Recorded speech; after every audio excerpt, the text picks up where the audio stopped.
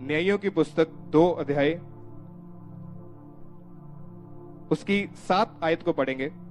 उसमें लिखा कि यहोशू के जीवन भर और उन वृद्ध लोगों के जीवन भर जो यहोशू के मरने के बाद जीवित रहे और देख चुके थे कि यहोवा ने इजराइल के लिए कैसे कैसे बड़े काम किए हैं, इजरायली लोग यहोवा की सेवा करते रहे।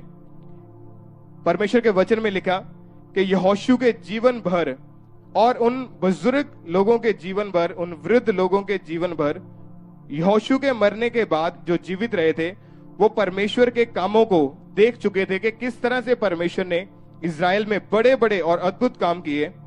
8 आयत में लिखा, तब यहोवा का दास नून का पुत्र यहोशू 110 वर्ष का होकर मर गया।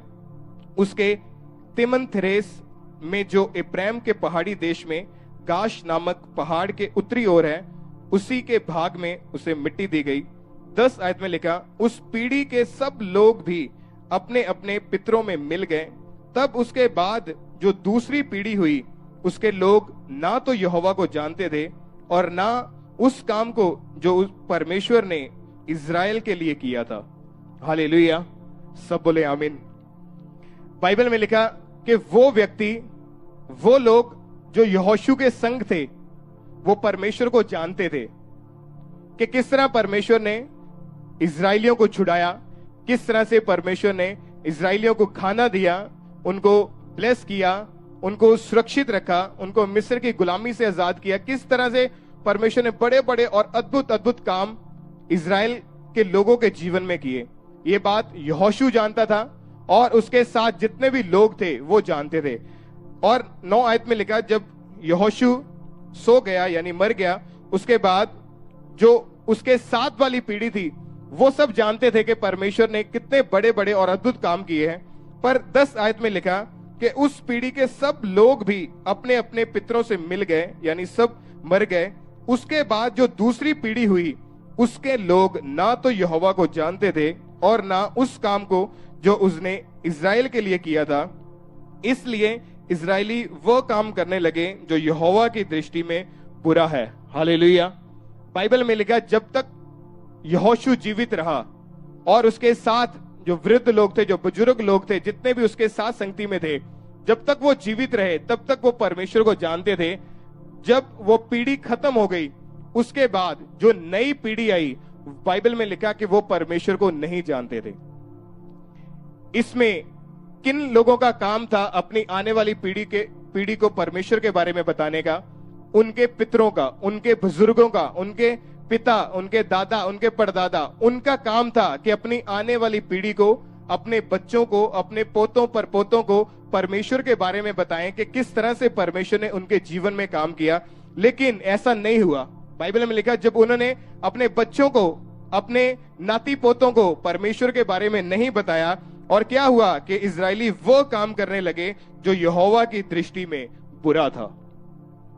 क्या आज हम अपने बच्चों को, अपने नाती पोतों को, अपनी आने वाली पीढ़ी को, अपने आने वाली जनरेशन को क्या मैसेज देके जा रहे हैं? कि हम उनको क्या संदेश देके जा रहे हैं कि वो आने वाली जिंदगी में कैसे सक्सेस बने, कैसे वो परमेश्वर का डर रखें? लेकिन यहां पर लिखा कि नून के पुत्र यहोशू के साथ जितने भी वृद्ध लोग थे, जितने भी उस समय के उसकी कैटेगरी के या उसके साथ रहने वाले लोग थे, जब सब मर गए, उसके बाद जो दूसरी पीढ़ी आई वो परमेश्वर को जानती भी नहीं थी। कारण क्या था? कि उनके मदर फादर ने, उनके दादा परदादाओं ने उनको परमेश्वर के बारे में नहीं बताया था। इसलिए बाइबल में लिखा 11 आयत में कि इजरायली वो काम करने लगे जो यहोवा की दृष्टि में बुरा था, और उन्होंने परमेश्वर की बात को तोड़कर, ना मानकर श्राप लिए, बीमारियां ली, दुख उसके ऊपर आए, और फिर से वो बंदी में चले गए, फिर से वो दुखों में चले गए। कारण क्या था? कि उनके पेरेंट्स ने, उनके मदर फादर ने, उनके दादा परदादाओं ने उन्हें परमेश्वर के बारे में नहीं बताया। जब हम नीति वचन 13 अध्याय उसकी 22 आयत को पढ़ते हैं तो उसमें लिखा कि भला मनुष्य अपने नाती पोतों के लिए भाग छोड़ जाता है। यानी जो अच्छा व्यक्ति है, जो धर्मी व्यक्ति है, जो भला इंसान है, क्या करता है? वो अपने नाती पोतों के लिए, अपने बच्चों के लिए अच्छी अच्छी वस्तुएं छोड़ के जाता है। अगर आप इमेजिन करो कि अगर एक फादर, एक बाप अगर दारू पी रहा है, शराब पी रहा है, क्या उसके अंदर इतना कॉन्फिडेंस होगा कि वो अपने बेटे को कह सके कि बेटा तू बड़ा होकर दारू मत पीना, शराब मत पीना, क्योंकि ये गलत चीज है? वो नहीं कह पाएगा। क्यों? क्योंकि बाइबल में लिखा कि बच्चे वही करते हैं जो अपने माँ बाप को करते हुए देखते हैं। इजरायली दुविधा में पड़ गए, इजरायली प्रॉब्लम में पड़ गए, मुश्किलों में पड़ गए, बीमारियों में पड़ गए। कारण क्या था? कि उनके मदर फादर, उनके पितर, उनसे पहली जो पीढ़ी थी, उन्हें उनको परमेश्वर के बारे में नहीं बताया था।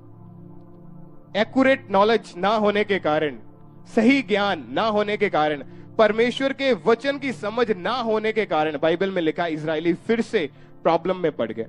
आज भी वो लोग जो अपने बच्चों को अभी नहीं डांटते, लोग कहते हैं कोई बात नहीं, जो छोटा है अभी 11 साल का है, 12 साल का है, कोई बात नहीं, अभी ये पबजी खेलता है, कोई दिक्कत नहीं। अगर ये ज्यादा टीवी देखता है, कार्टून्स देखता है, फिल्में देखता है, या बाहर लड़कों के साथ घूमता है, कोई बात नहीं, अभी छोटा है, जब बड़ा हो जाएगा 16 साल का, 18 साल का, तब हम इसे संभाल लेंगे। लेकिन नहीं, ऐसा नहीं होता। जब आप उसे बचपन से ट्रेनिंग देना शुरू करते हैं, बचपन से ही उन्हें परमेश्वर के बारे में बताना शुरू करते हैं, जैसे जैसे बच्चे ग्रो करते हैं, बढ़ते हैं, वैसा वैसा ही वचन, वैसी वैसी बातें जो आप उनके मन में, उनके दिल में डालते हैं, वैसा ही काम वो बड़े होकर करते हैं। हालेलुया। क्या हम अपने बच्चों को सही टीचिंग दे रहे हैं? क्या हम अपने बच्चों को शाम को प्रार्थना में बिठाते हैं? क्या उन्हें परमेश्वर के वचन के बारे में बताते हैं? अगर नहीं बताते तो जिस तरह इजरायली प्रॉब्लम में पड़े, इजरायली दुविधा में पड़े, वैसे ही वो लोग और उनके बच्चे भी प्रॉब्लम में होंगे जो मदर फादर अपने बच्चों को गाइड नहीं करते, जो मदर फादर अपने बच्चों को परमेश्वर के भय के बारे में, परमेश्वर के बारे में नहीं बताते। एक अच्छा व्यक्ति, बाइबल में लिखा है, एक भला व्यक्ति अपने नाती पोतों के लिए, अपने बच्चों के लिए अच्छा भाग छोड़कर जाता है, अच्छी वस्तुएं छोड़कर जाता है। आप क्या छोड़ के जा रहे हैं अपने बच्चों के लिए? एक अच्छा व्यक्ति हमेशा यह ख्याल रखेगा कि उसकी आने वाली पीढ़ी परमेश्वर में चले और आशीषित रहे। लेकिन क्या हुआ कि जब यहोशू सो गया, यहोशू मर गया, उसके साथ रहने वाले लोग भी मर गए और उन्होंने अपने बच्चों को तैयार नहीं किया था। उन्होंने अपने बच्चों को गाइड नहीं किया था कि तुम्हें परमेश्वर के पीछे चलना है। अगर तुम आशीषित रहना चाहते हो, अगर तुम फलवंत रहना चाहते हो, तो तुम्हें परमेश्वर के वचन को पूरा करना होगा। आज हमारा ध्यान, हम चाहते कि हमारे बच्चे ब्लेस हों, हमारे बच्चे पढ़ लिखकर एक अच्छे ऑफिसर बने, अच्छे काम करें, प्रभु के दास बने, परमेश्वर के कामों को करें, बिजनेस करें, स्टडी में फलवंत हों, फैमिली में ब्लेस हों। लेकिन क्या हम उन्हें गाइड कर रहे हैं परमेश्वर के बारे में? क्या हम उन्हें परमेश्वर के बारे में बता रहे हैं? चाइनीज लोग, नेपाली लोग या चाइनीज लोग जो आप देखते हैं कि वो बहुत ज्यादा मस्कुलर है, बहुत ज्यादा लचकीली बॉडी है उनकी, वो एथलीट में बहुत अच्छे हैं। आपको क्या लगता है कि जब वो 18 साल के हुए तब प्रैक्टिस शुरू की? नहीं, जब वो 3 साल के, 2 साल के, 4 साल के, तब से उनकी टीचिंग शुरू होती है। तब से उनको सिखाया जाता है, उनको पढ़ाया जाता है कि कैसे अपनी बॉडी को रखना है, कैसे इसको मेंटेन करना है, कैसे खाना खाना है, क्या फीड लेनी है।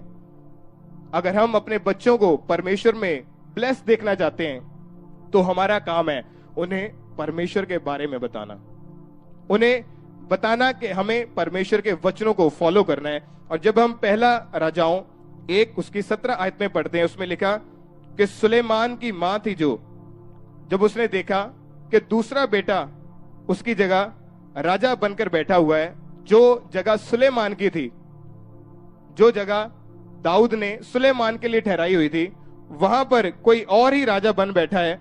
तो क्या कहा? उसकी मां दाऊद के पास गई, उसने कहा कि हे राजा, तूने तो कहा था कि मेरे बाद तेरा बेटा सुलेमान राजा बनेगा, पर अब अदोनिया राजा बन बैठा है, कि ऐसा क्यों?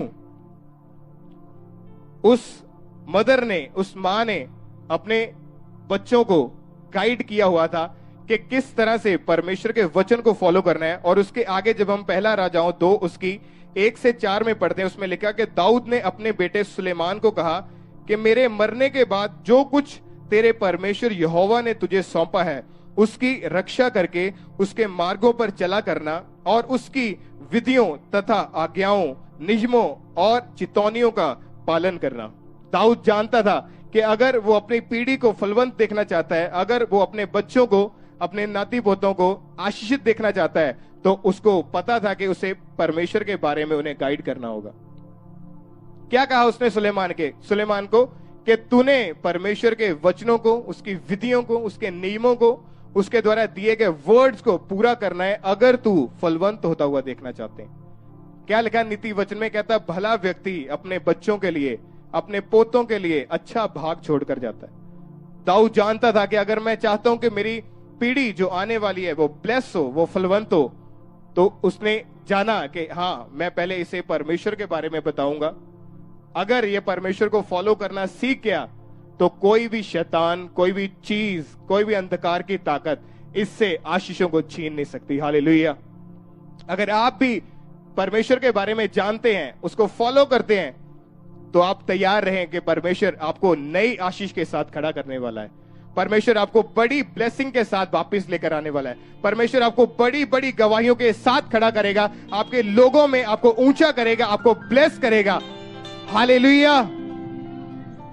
यहोशू के साथ रहने वाले लोगों की क्या गलती थी कि उन्होंने अपने बच्चों को, अपने पोतों को, अपनी पीढ़ी को जो आने वाली थी, उनको परमेश्वर के बारे में नहीं बताया।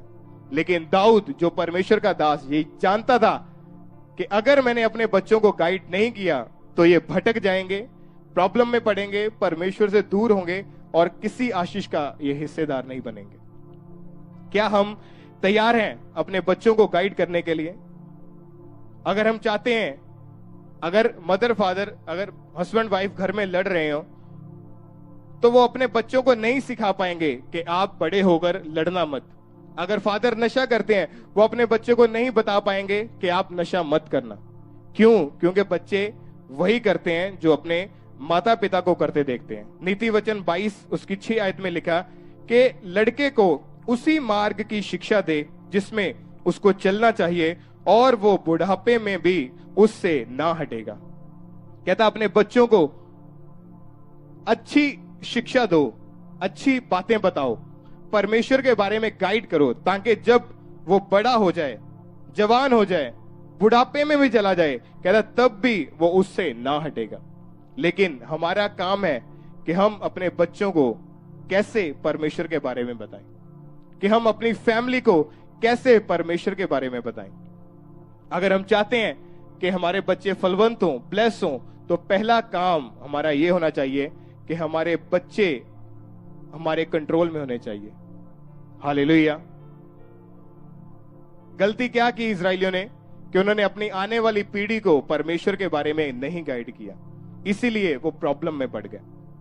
हम जानते हैं कि परमेश्वर जीवित है, हम जानते हैं कि परमेश्वर ने हमें इस मुसीबत से निकाला है। हम जानते हैं हर रोज, हर संडे थर्सडे हम टेस्टमनीज को सुनते हैं कि परमेश्वर ने आज ये बड़ा काम किया, आज ये बड़ा काम किया। अगर हम उन चीजों को ले रहे हैं तो हमारा काम है कि हम उनको सुसमाचार के तौर पर हम लोगों को दें, अपनी फैमिली को दें, अपने आस पड़ोस को दें, अपने लोगों को दें, अपने रिश्तेदारों को दें, अपने परिवार वालों को दें। जहां पर आप काम करते हैं उनको यीशु मसीह के बारे में बताओ कि यीशु मसीह आज भी जीवित परमेश्वर है, एकमात्र जीवित परमेश्वर है जो हमारी प्रार्थना को सुनता है और हमें ब्लेस करता है। हालेलुया। अगर आपका पड़ोसी बीमार है और वो बीमारी में रहकर मर गया, बाइबल में लिखा, तो सबसे पहला हिसाब उस व्यक्ति से लिया जाएगा जो उसके सबसे ज्यादा नजदीक था। अगर आप जानते हैं कि यीशु मसीह के कोड़े खाने से मैं, आप, हम सब चंगे हो चुके हैं और आपका पड़ोसी मर रहा है और आप उन्हें नहीं बताते, तो बाइबल में लिखा कि पहला हिसाब उस व्यक्ति से लिया जाएगा जो उस डेड बॉडी के, उस बीमार शरीर के सबसे ज्यादा क्लोज है। आपका काम है सुसमाचार देना, लोगों को बताना कि कैसे परमेश्वर ने, कैसे प्रभु यीशु मसीह ने हमारे लिए जान दी, हमारे पापों के लिए, हमारे गुनाहों के लिए, और आज भी वो जीवित परमेश्वर है। हम उस परमेश्वर की आराधना करते हैं जो आज भी जीवित परमेश्वर है। और जीवित परमेश्वर, जीवित इंसान ही आपकी बात को सुन सकता है। हमारा परमेश्वर जीवित परमेश्वर है जो हमारी प्रार्थनाओं को सुनता है। हालेलुया।